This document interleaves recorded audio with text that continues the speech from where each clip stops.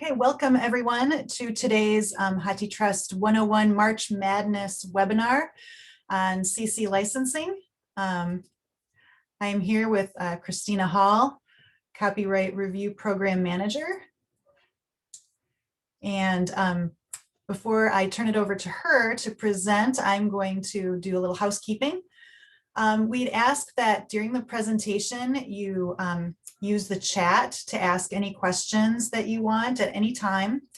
And I'm here with Jessica Rohr, our member engagement and communications specialist. She will be reading questions out loud at appropriate times during the presentation. But otherwise, we'd like you to keep your camera and your microphone muted while Christina is presenting.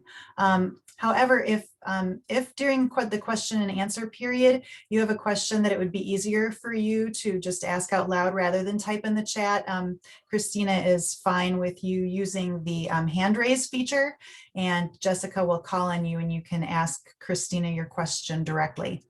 I want to remind you all that this is the first of our March Madness series. And so please, we've got one webinar a week. So please sign up for those. Feel free to email feedback if you didn't receive information about registering, and we'll send you the links to the join info. So with that, I'm going to turn it right over to Christina. Thank you, Melissa. And it's great to see everybody.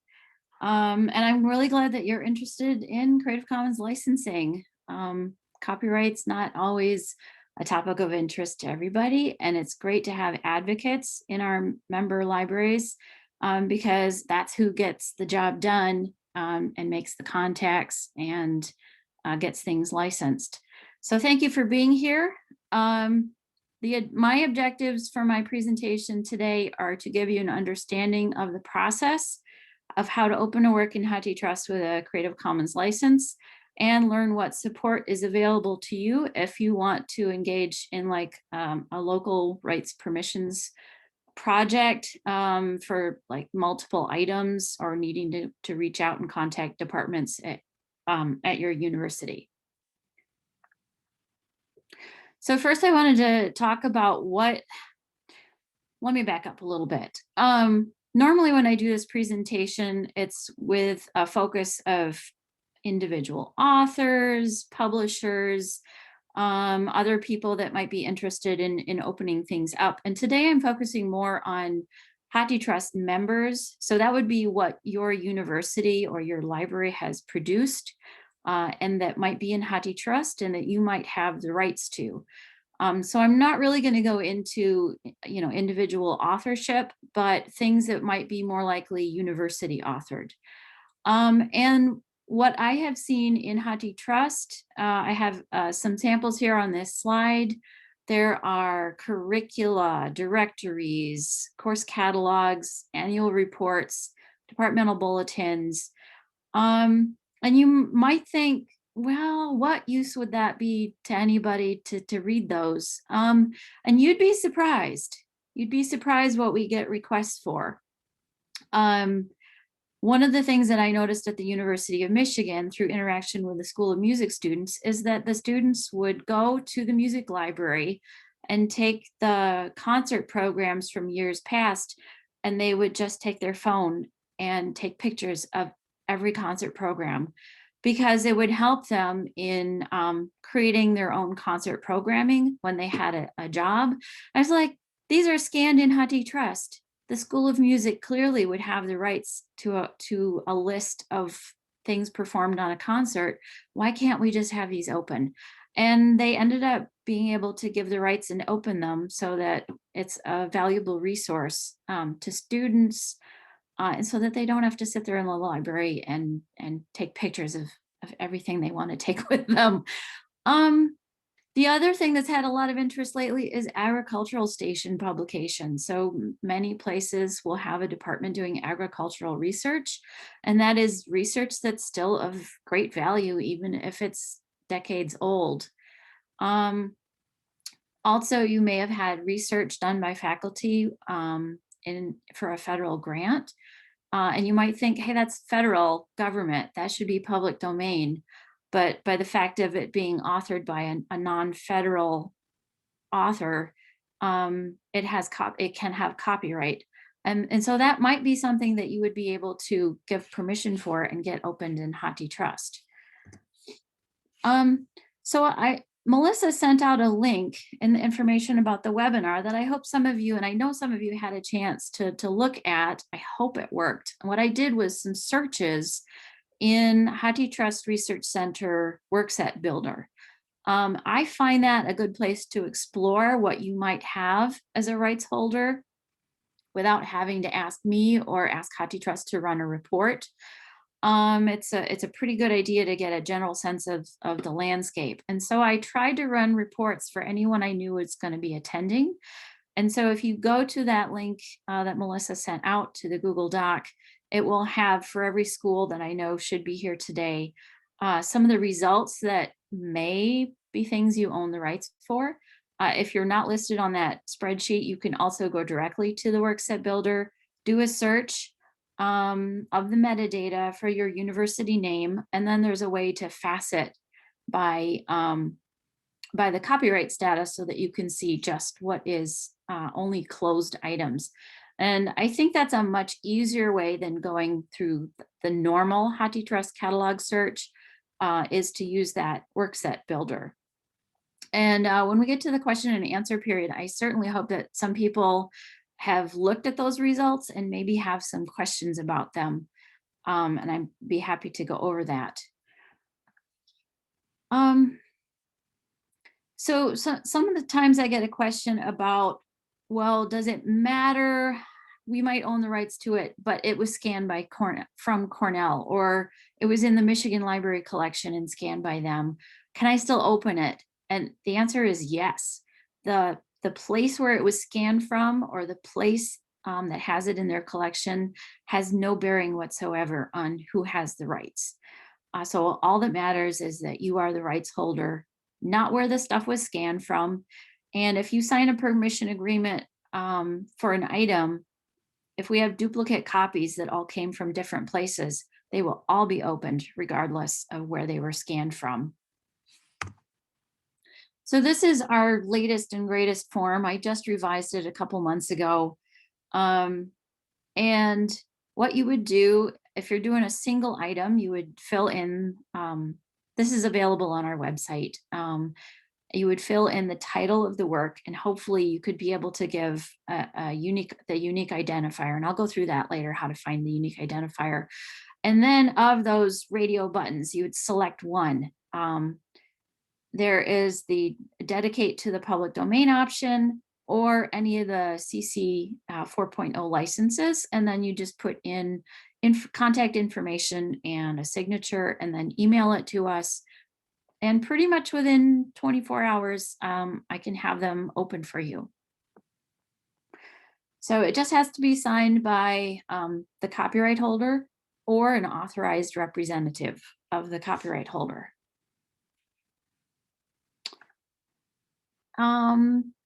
One of the questions that's unique to universities is who can sign. I can't give you great advice on this because it's different for every place. It depends on local policy, how they handle the rights of the university, what their portfolio is. Possibly go to your general counsel, possibly a department chair could sign, possibly somebody in your scholarly communications and or copyright office could sign. It's often difficult to know until you start poking around and asking people. So you'll likely need to research your policies. Hopefully your university has a policy. If not, you might go to your legal counsel. And you might even need to advocate that somebody take responsibility. Because you can get into a situation where, like, I don't know, can you sign? Can I sign? And somebody, you have to say, well, you probably have the rights. Can you be the one to step up and take authority for it?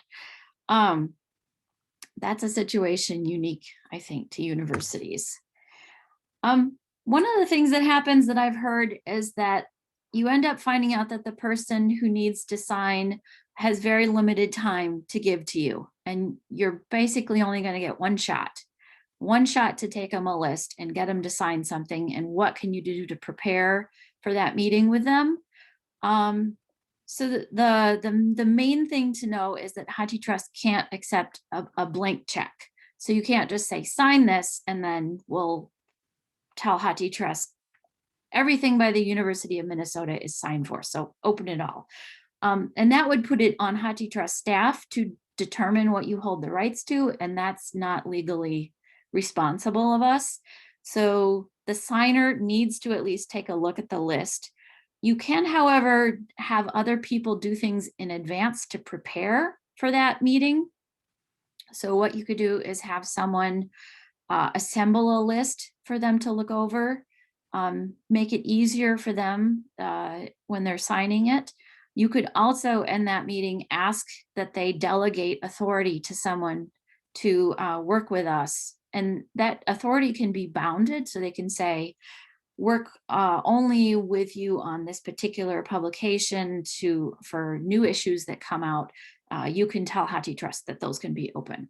So there are ways to make the most of your time with someone who has to sign that you have very limited access to. And definitely that's a case where you'd want to work with us to figure out what's the best way to prep for a meeting like that. The Creative Commons licenses, if you're not familiar with them already, have various flavors. I can't advise you on which one would be best for your situation, but we do accept all of them. Non-commercial, no derivatives, share alike, just attribution. Just remember that a Creative Commons license is non-revocable. We've had occasions where a university wanted to look at the publications before figuring out what the final license was. And so they asked if they could apply a license to be able to see them, and then remove the license if they decided they really didn't have the rights to it. And I'm like, no, you can't do that. So you might have to pull the books from shelf. You might have to figure out various ways to determine whether or not you hold the rights to things, but you can't apply a Creative Commons license in order to get to view the thing in order to determine whether or not you have the right to apply a Creative Commons license. Nice try, but no. So definitely have conversations about your intent, any future uses you want to make, and then choose the license that best fits your situation. We do accept CC0 public domain waiver as well. That is waiving all your copyrights. And it must be applied by all the owners of the work. It's generally in a situation of joint authorship. All of the joint authors need to agree that this is what's going to happen. So if you are sole author, then you have the right to do that. If you are a joint author, then you need to contact all the parties before doing this. And this is not for use if you already know the thing to be public domain worldwide. We're not going to. This is not the one for that. There's a different one for declaring that something is already known to be public domain. It is in copyright, and you are placing it in the public domain. So sometimes we get questions about things that universities intend to digitize and deposit, and can we license them in advance? And the answer is no, we're not set up to do that right now. It has to be in HathiTrust already. So if you're going to do that, first go through your local processes, get it digitized, get it deposited, then contact me with your rights form. So yeah. If you're looking to open a lot of things in HathiTrust, don't try to assemble it on your own. I see people who have perhaps put staff to copying and pasting things into a spreadsheet. And what invariably happens is that human error happens, and one line item is not made, or there's a copy paste error. And we can do it more easily than you setting a staff member to trying and cutting and pasting records. So contact me. We have ways of running reports. I have ways of quickly grabbing all IDs on a record. Don't try to do copy paste. It's not worth it. And then it makes it harder for me to check it as well. So it's, I'm always happy when someone reaches out to me and says, I'd like to do this. Can you help with a query? Can you help? Definitely. Yes, we can. So this is support we provide to anyone, not just members. If a publisher comes to me or if an association comes to me and says, I want a report of all of our publications in HathiTrust, can you run one? Yes, we will. Just email the feedback and request a rights holder report. So for example, I have a sample on the right. Can you please provide a rights holder report where? And then you would give us like your search terms, where the Florida Geological Survey is listed as either an author or a publisher. And then we're going to give you our standard report unless you know you want to ask for different fields. And this is what you're going to get. You're going to get a Google Sheet. It's going to have typically the title and the author's publisher, what we think is the date of publication, and then it will have the all-important HathiTrust identifier, which helps us know what scan we're talking about. And then it will have a rights attribute saying, is this in copyright? Is it public domain? And we can help you understand and go through that report. And once you have the, oh, sorry, these are the fields that you would get in it. Anything that would help you out in matching, you could also request an OCLC number, or what is it, a book or a serial. Generally, the basic rights holder report suits most needs. So then once you get that from me, your job would be to go through the items and say, oh, that's a false hit. We don't really have the rights to that, or we're not quite sure what the contract status of that is, so we can't really give rights for that right now. So you would do the sorting and then take it for an authorized signature and then send it back to us with a final list of items that you are approving and that you are representing that you have the rights to. So you can send a form for either one item or for many items, in which case you would say, see attached on the form, and send me a spreadsheet, send me a Word doc with a list. You don't have to use a different form for every item. The easy way, do one form, get it signed once, and send a spreadsheet. I do have recommended citation styles because it helps me out in figuring out what you're talking about. So if you include, if it's one item, if you can include the item identifier, that helps me figure out what you're talking about. If you're doing, like, if you say you want to open up an entire serial run, you don't have to do every item ID. You can just give me the record ID and then say, we're authorizing volume 1 through this, or this date range, and everything in between. So you don't have to copy and paste every volume ID in HathiTrust. Save yourself the work. So just cite a record. The record ID you can find, if you don't know already, the record ID you can find when you're looking at the catalog record view. It's a number, I believe it's always 9 digits long. Citing everything on a record means you're giving permission for anything that is not yet open on that record. That way you won't have to list individually. And this can be helpful, like if you've got a list of 300 items on a record. Sometimes it's also known as the Zephyr CID, but mostly record ID. The item ID you can find when you're in the item view. It's in the URL. It's also in a number of other places, but it generally starts with about 3 letters and then a dot and then a number following.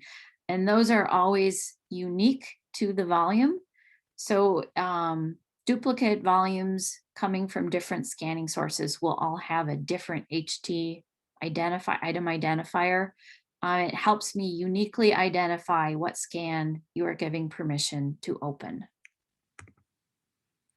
So, and then best spreadsheet citation methods, you could just list the record ID, a little bit of the title, what date range you're giving permission for, and then maybe a little note saying we want to open all volumes on this record.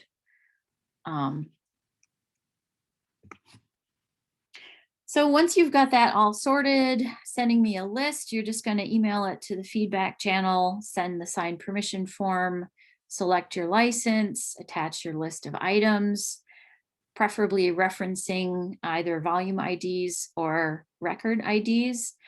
And that's it. And I process it. If I have any questions, I'll contact you. It's generally, they can be open within 24 hours of receiving the form. What happens is that the rights database gets updated and pretty immediately the items are open and they can be accessed. However, it takes about 3 days for our reindexing to happen. So if you're going to do any outreach, you're going to want to wait until everything looks like it says full view. It will immediately be accessible. You can click on the links, but anybody that gets to the catalog record is still going to see it say limited view until all of our indexing has a chance to churn through. Anything that is CC licensed gets to be fully downloadable by anyone, not just members. That's one of the benefits of licensing things with a Creative Commons license, is that you can give the chance for it to be fully downloadable to anyone, anywhere, member or not. And that's a pretty big benefit. So a number of the groups that have contacted me to open batches of stuff have been interested in creating a collection of the items. This is good for promotion. So if you want to send it out to your patrons or have a collection of in-house stuff to promote, this is the way to do it. So you can do it on your own, or you can ask us to batch build a collection. We can also feature collections so that they show up on the front page of the collection. And featured collections can also have an image or a logo attached to it. And so this is an example of one. Michigan State contacted me to work on opening their agricultural publications. And then they wanted them all put into a collection that they could share. You can explore collections of other things that have been licensed. So these are some of the major initiatives to open things with licensing. So Carnegie Institute, California Legislative Publications. California has done a lot. California has done a super lot to open stuff. They're one of the biggest ones that continually contacts me to open California publications. They're great. New Zealand has done a lot to open their parliamentary documents. And then there's been a lot of agricultural collections. There's some cases people contact me and they know they are not the rights holder. What can you do? You can still do something. You still have some power there. You don't, so if you want a particular agency to open their publications in HathiTrust, you don't necessarily need to know them. You just have to be willing to reach out and contact them. It is helpful if you kind of have a relationship with them, but I've gotten some good results even in reaching out and not knowing them, just explaining, would you be interested in making this open? We have a researcher who wants access to it, and explain to them, here's how to give permission. So we've gotten a number of things that have been opened that way. Researchers just asking them, will you open it? The local hotel and restaurant union and the caterers union were amenable to opening their publications. New York City Board of Standards and Appeals. Larcier is a publisher that opened a particular publication for their, because a library asked them to do it. And UC Davis has been engaging in a systematic outreach to their alumni to open theses and dissertations, and they've been getting great results in that. So sometimes you just have to reach out and ask. You never know, it can't hurt. And sometimes they really show an interest in opening it. If you're seriously thinking about starting a project to open things in HathiTrust that your university might hold the rights to, better to contact me sooner, not later. I would be happy to help with your project, determine, what format, how you're going to go about looking into things. And so feel free to give me a call. Jessica, I'm ready to take any questions now, if you've got any in chat. Yep, we have one coming in. This is from Renata. She says, do you have any template info we could reuse when contacting rights holders? No, I don't. That would be a good thing to have. I think it's a good thing to have too. Thanks for the inspiration, Renata. Maybe I can work with Christina and come up with something that we found would be useful. UC Davis sent me the template that they're sending to their alumni. And it was I thought it was very good. So we might ask them if we can build upon that. One of the things that you really want to be sure of is that you're not, so sometimes people don't understand Creative Commons licenses. And they think they might need to waive their rights in order for it to be public domain. They equate public domain with public access. And that's not true with Creative Commons licenses. So with the majority of Creative Commons licenses, you retain your rights as copyright holder, and you are just licensing limited activities. And if the person using the thing does not want to abide by those limitations, then they are infringing your rights, or they need to contact you and license and negotiate a license with you. So that the bad thing to do if you're reaching out is to kind of imply they need to dedicate it to the public domain to open it. And so you want to be sure your language is neutral and not steering them towards any particular license or another, and definitely not giving legal advice, and leaving it up to them to decide what's best for them. But yeah, that sounds like a great idea. Another question from Barbara Bishop. Will you accept licenses that are signed via Adobe and not an actual signature? I will accept digital signatures, which the new form is set up to help do. I will accept signed by hand. And if you don't have a scanner, I can take a picture. I can accept a picture of it that's readable. I don't know of any other ways. Generally, if I can tell, yeah. The only ones I won't accept is when it's blank and somebody sends me an email saying, well, can't you take this? You got my email. No, I kind of need you to sign it.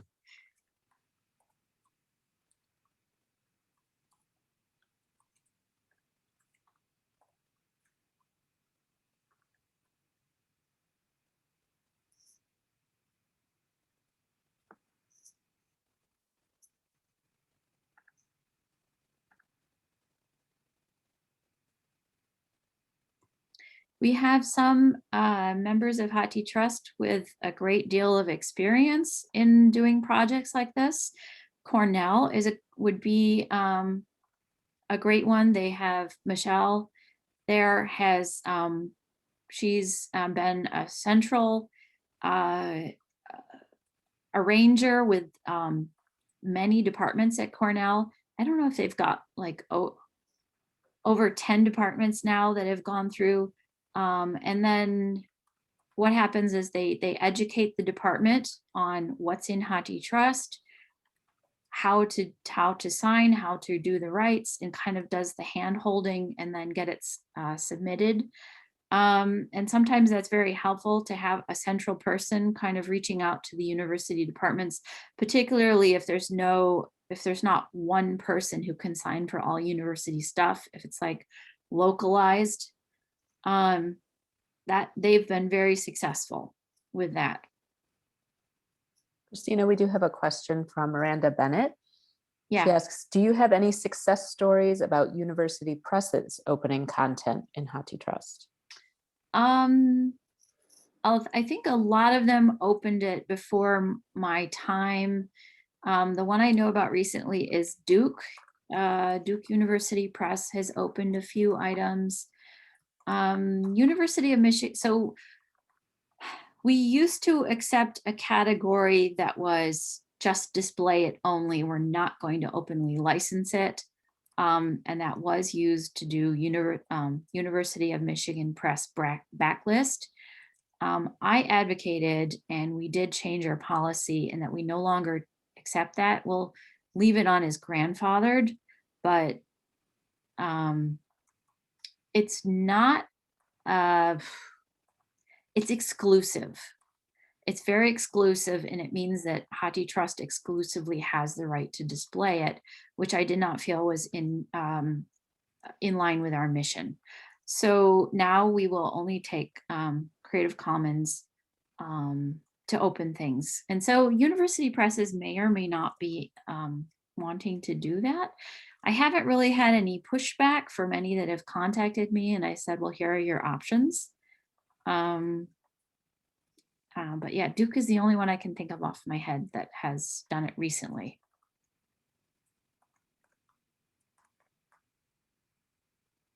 Now, I know some university presses are publishing with Creative Commons licenses in their works, and I know HathiTrust has things in it that have the license information in the front matter of the work, and we have just not done the legwork to find those items and to make sure that the access is reflected in the HathiTrust access. And that's just because we haven't had the time to do it. It's on my list. It's on my list, but it's more helpful to us to get a contact than to make us go through front matter of things that have been deposited and then say, well, just look at the front matter. We could do it. It takes me longer, and I haven't had time. You know, there's probably hundreds of things in HathiTrust with a license printed in the front matter. Did anyone have a question about the results that came up in the Workset Builder about things from your institution? Did anyone find that useful, interesting, or it didn't work, or?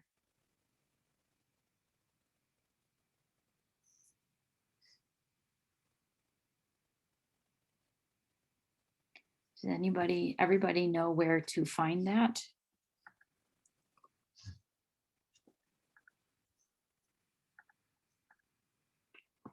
Yeah, I did not put that in the chat. Let me put that in the chat.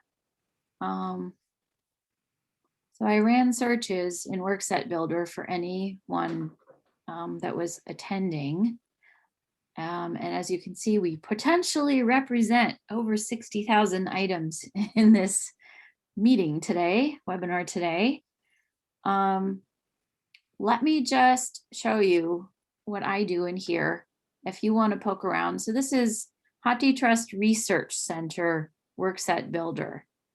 So if I'm going to try to see what might be owned by a rights holder, I've been putting it in quotes, and I am searching metadata, the volume metadata here. You could search text and then you'd get a bunch of stuff that's unrelated. I've not tried doing more advanced searches, but you might try that. And as far as I know, the data that HathiTrust Research Center has is pretty close to the most recent version in HathiTrust, but not quite. So you get a good idea, but you might still want to come to us for a report. So what I do is I see over 6,000 volumes matched Michigan State University.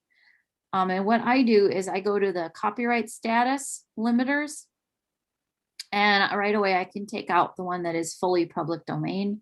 I don't need that one. I'm going to look at in copyright, which is a closed status.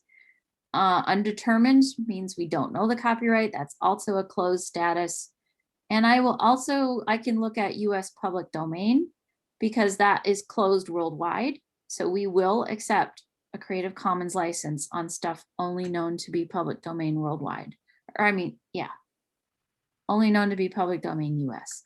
So I can also select that one. Those are all eligible to have a CC license. And then apply the filter and it will remove those fully public domain ones. So that gives me a little over 5,000. I believe you can do export all the results. I haven't played around with this much, but I think you can export all the volume metadata and volume IDs into a report so that you can sort through them. Or you can just page through and see what's there and go, oh, that one, yeah, that one we might be able to open, or, you know, I don't know.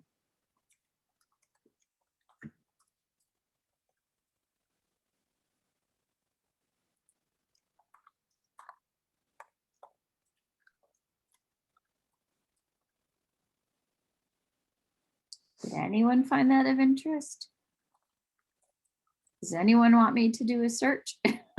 Is everybody looking at it now?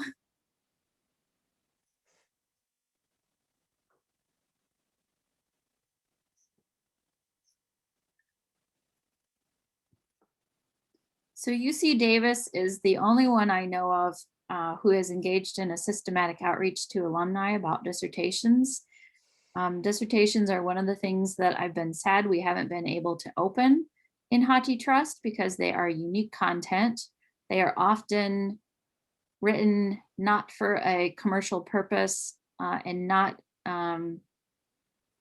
available on a commercial market, and have a limited, you know, the person who wants it really wants it, but it's not a huge audience that would read it. And I think they have a great outcome if we could only reach the author. And so it's been very interesting to see the results that UC Davis is getting. Trying to do a public domain determination on dissertations has not been fruitful because there's a question about whether they're considered published works or not. So did the author know they were publicly distributing something by putting a single copy on the shelf of their degree granting institution?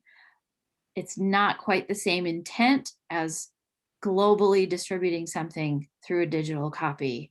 And so there's been hesitation to say, oh, you didn't meet the renewal formalities, or you didn't place copyright notice on it, therefore it's public domain, we should be able to open it. And so it's one thing that we have just not, I think, adequately been able to open in HathiTrust. So outreach and getting the author to say yes is perfect.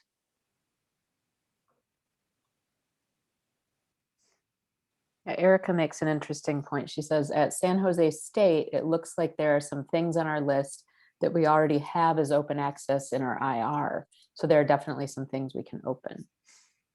That would be seems great. Like an interesting angle, yeah, to go through too, is to look at what is in your institutional repositories. And yeah, that would be great. HathiTrust does not have a good pass through of you're sending stuff to us for you to be able to. I would love to have a pass through that when you're depositing stuff to be able to say this is openly licensed. We're just not there yet. But you can contact me afterwards and say we can open this.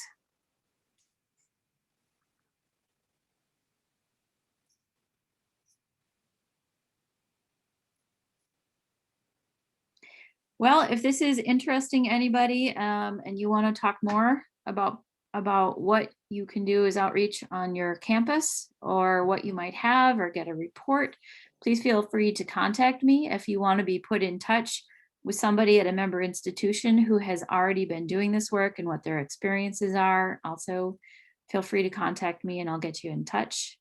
Thank you very much. Jessica or Melissa, anything more? nothing else coming in through chat. Okay. Thank you, everyone. Have a great day. Thanks. Bye-bye, everyone.